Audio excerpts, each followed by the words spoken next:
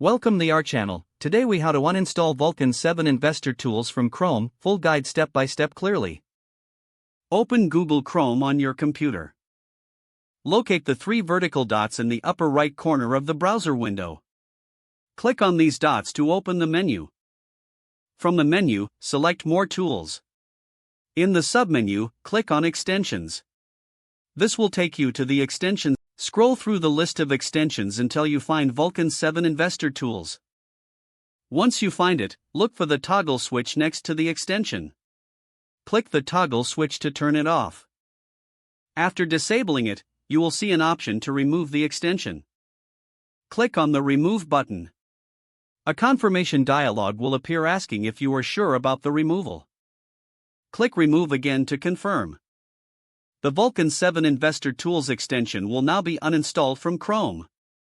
To ensure the extension is fully removed, close and reopen your browser. Check the extensions page once more to confirm that Vulcan7 is no longer listed. That's it. You have successfully uninstalled Vulcan7 Investor Tools from Chrome. If the page does not load, refresh the browser or try again in a private or incognito window. Make sure you are using the correct email address, then retype it carefully to avoid small typos. If your password is not accepted, use the reset option and create a new strong password you can remember. Check your spam folder for verification or security emails, then complete any requested confirmation steps. Enable two-factor authentication if available to improve account security and reduce unauthorized access risk. After signing in, review your profile details so your contact information and settings are accurate and current.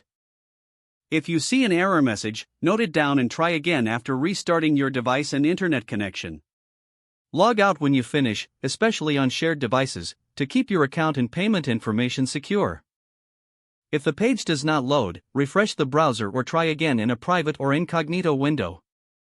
Make sure you are using the correct email address, then retype it carefully to avoid small typos. If your password is not accepted, use the reset option and create a new strong password you can remember.